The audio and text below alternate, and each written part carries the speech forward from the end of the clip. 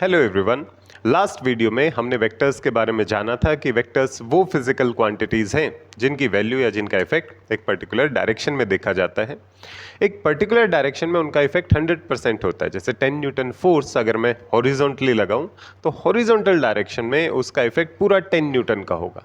पर उसके अलावा अगर किसी और डायरेक्शन में मैं उसी 10 न्यूटन का अगर इफेक्ट जानना चाहता हूं तो उसके लिए हमें उसके कंपोनेंट बनाने सीखने पड़ते हैं या फिर उसका प्रोजेक्शन लेना पड़ता है। ये कंपोनेंट और ये प्रोजेक्शन क्या होता है ये अभी देखते हैं। एग्जाम्पल के तौर पर मैं ले लेता हूं कि जो 10 न्यूटन की फोर्स है वो इस डायरेक्शन में लग रही थी और मैं जानना चाहता हूं इस 10 न्यूटन फोर्स का इफेक्ट इस डॉटेड लाइन वाली डायरेक्शन में कितना होगा। तो इस डॉटेड लाइन की तरफ इस 10 न्यूटन का फोर्स का इफेक्ट या फिर कंपोनेंट जानने के लिए तरीका ये होता है कि मैं जानना चाहता हूँ ये जो 10 न्यूटन लेंथ है, क्योंकि एरो की जो लेंथ होती है वो उसकी वैल्यू इसके मैग्नीट्यूड को रिप्रेजेंट करती है। एरो की डायरेक्शन है वो फोर्स की डायरेक्शन को रिप्रेजेंट करती है। तो ये जो लेंथ 10 लेंथ है, इस 10 लेंथ की कितनी परछाई, जिसे प्रोजेक्शन भी बोला जाता है, इस 10 यूनिट लेंथ की कितनी परछाई इस डायरेक्शन में पड़ती है, उसी को बोला जाता है 10 न्यूटन का इफेक्ट इस डायरेक्शन में। अब परछाई कैसे ढूंढे? परछाई ढूंढने का तरीका ये होता है कि अगर मुझे इस डायरेक्शन में 10 न्यूटन की परछाई ढूंढनी है तो आप टॉप वाले पॉइंट से इस लाइन के ऊपर परपेंडिकुलर ड्रॉ कर दीजिए। इस पॉइंट लेटेस्ट से ये पॉइंट है ए और ये पॉइंट है बी, तो आप ए पॉइंट से इस डायरेक्शन में परपेंडिकुलर ड्रॉ कर दीजिए। तो ये जो लेंथ बनेगी, लेटेस्ट से जो बीसी लेंथ बनेगी, ये 10 यूनिट लेंथ का इस डायरेक्शन में परछाई या फिर 10 यूनिट लेंथ का 20 इस डायरेक्शन में इफेक्ट रहेगा। अब ये लेंथ कितनी है ये हमें निकालनी। इसके लिए मैं हमेशा राइट एंगल ट्रायंगल का यूज़ कर सकता हूँ। राइट एंगल ट्रायंगल का कैसे यूज़ कर सकते हैं? जो 10 न्यूटन बनेगा वो बनेगा हाइपोटेन्यूज, जो बीसी बनेगा वो बनेगा बेस, और जो एंगल दिया हुआ है वो 60 डिग्री। किसी भी राइट एंगल ट्रायंगल में बेस और हाइपोटेन्यूज के बीच में क्या रिलेशन होता है? Cos theta is equal to base divided by hypotenuse. तो आप बता सकते हैं base is equal to hypotenuse cos theta. मतलब हाइपोटेन्यूज कितना है? पूरी की पूरी length 10 units into cos 60 degree, theta is 60 degree. तो हम बोल सकते हैं बेस की डायरेक्शन में 10 cos 60 बनता है 1/2, तो ये बन जाता है 10 इंटू 1/2 5 यूनिट्स। अगर ये 10 न्यूटन था तो ये 5 न्यूटन बन जाएगा, तो it is equal to 5 newton. तो ये जो बी ए, ये जो 10 न्यूटन की लेंथ थी, इस डायरेक्शन में उसकी परछाई या उसका प्रोजेक्शन या फिर उसका कंपोनेंट 5 न्यूटन का बनेगा और हम इसे बोल सकते हैं हाइपोटेन्यूज कॉस थीटा। थीटा कौन है? 60 डिग्री। तो हाइपोटेन्यूज कॉस थीटा किसी भी डायरेक्शन में, जो डायरेक्शन थीटा एंगल बनाती है ओरिजिनल डायरेक्शन के साथ, उस डायरेक्शन में इस फोर्स का अगर मुझे कंपोनेंट निकालना है तो वो बनता है एच कॉस थीटा। और उसका रीज़न ये होता है कि इस लेंथ की परछाई इस डायरेक्शन में एच कॉस थीटा लेंथ की आती है और वही हमारा कंपोनेंट बन जाता है। बात सही?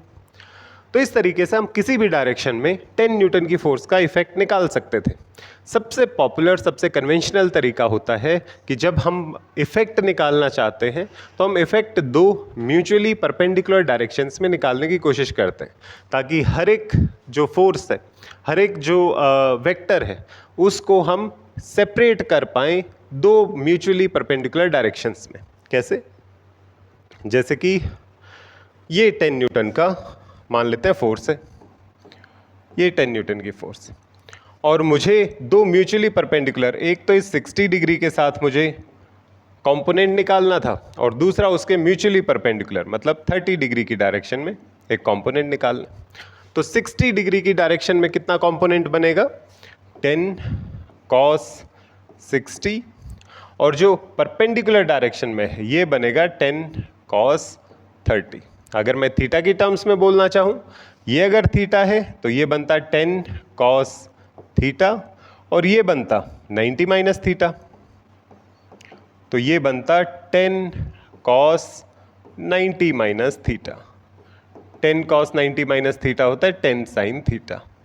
तो हाइपोटेन्यूज कॉस थीटा एक डायरेक्शन में बनेगा कंपोनेंट, और जो उसके परपेंडिकुलर डायरेक्शन में है उसमें कंपोनेंट बनेगा हाइपोटेन्यूज साइन थीटा। तो हम इसको जनरल तरीके से लिख सकते हैं कि अगर कोई वेक्टर, लेट अस से ए वेक्टर है, इसको इस तरीके से रिप्रेजेंट किया जाता है क्वांटिटी के ऊपर एक एरो बना के कि ये वेक्टर, अगर मुझे किन्हीं भी दो परपेंडिकुलर डायरेक्शंस में इसके कंपोनेंट चाहिए तो मैं दो म्यूचुअली परपेंडिकुलर डायरेक्शंस ले लेता हूँ।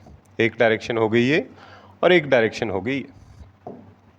अगर ये एंगल बनता है थीटा किसी एक डायरेक्शन के साथ, तो मुझे पता है ए लेंथ, दैट इज इसको मॉड्यूलस भी ए बोला जाता है या फिर लेंथ ऑफ ए भी बोला जाता है। ए लेंथ कॉस थीटा इस डायरेक्शन में इसका कंपोनेंट बनेगा।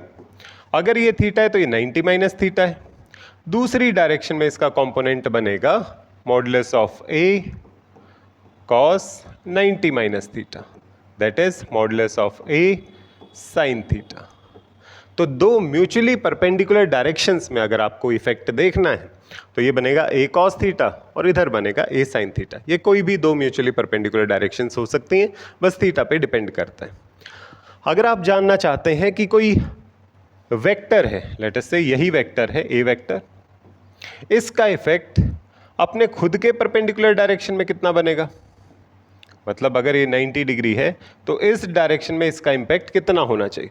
हमें पता है कि उसका इफेक्ट होगा मॉडुलस ऑफ ए मतलब length of this arrow into cos theta.